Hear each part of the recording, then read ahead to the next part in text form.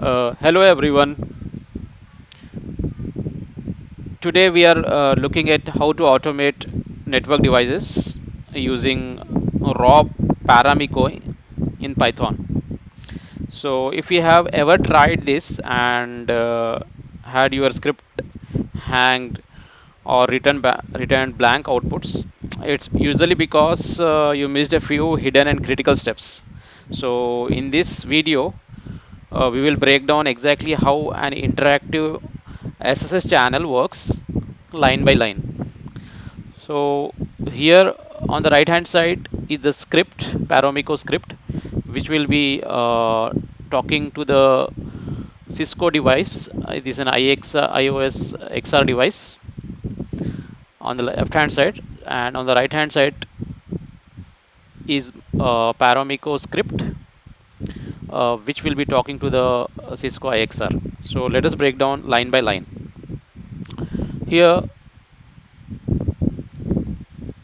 so the first line, first we import time here, and we import paramiko. We need time here because the network hardware does not move as fast as Python. So we have to force our script to wait for the hardware to catch up. So in the next lines here, we initialize our SSH client and set the missing host key policy to auto add policy. So just a quick heads up, for your production environments, this automatically accepts unknown SSH keys, which is fine for our lab here, but a security risk is there in the real world. So in the next steps,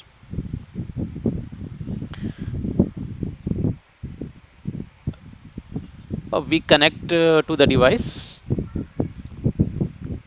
using our device credentials. So but notice here line, instead of running standard command exec, we are using SSH invoke shell here. This opens an interactive session. Think of it like an opening putty or a terminal window, where we do next mimics a human actually typing live on the keyboard.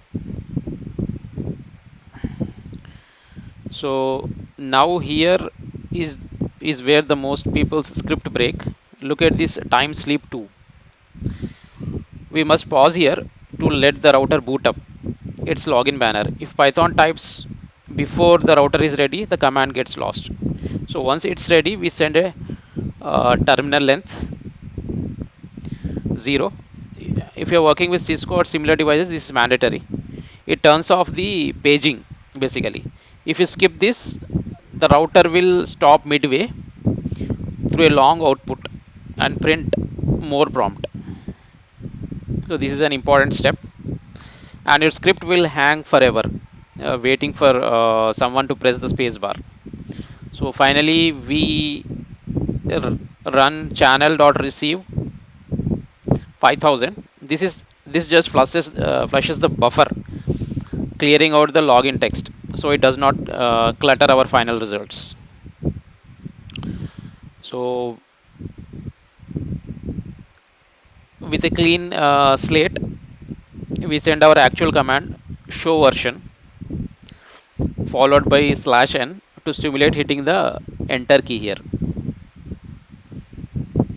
Again, we pause for 3 seconds here, time.sleep 3 seconds to let the router finish generating the output. Then we grab it using again channel.receive.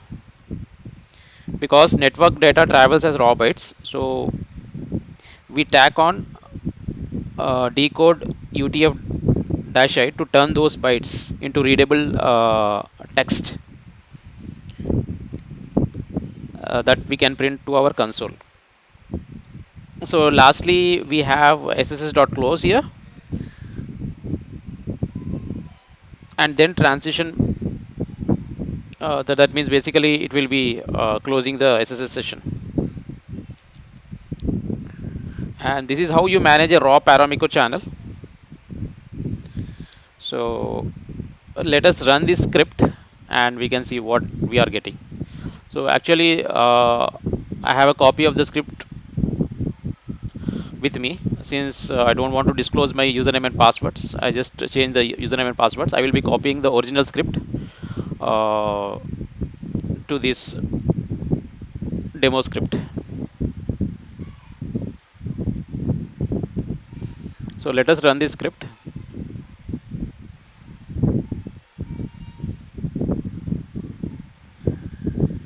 And one more thing, we have to enable the SSH server here on the iOS XR device before we run the script. Here we can see the configuration under SSH server version 2. Okay, so let us run this script. So it is connecting via raw paramiko and it is sending the command. So here we go, we can see it has run the show version, so there is no blank output. So, and this is how you manage a raw paramiko channel. If this helped you fix a hanging script, like, please hit the like button, subscribe for more network automation tips. I will see you in the next one. Thank you.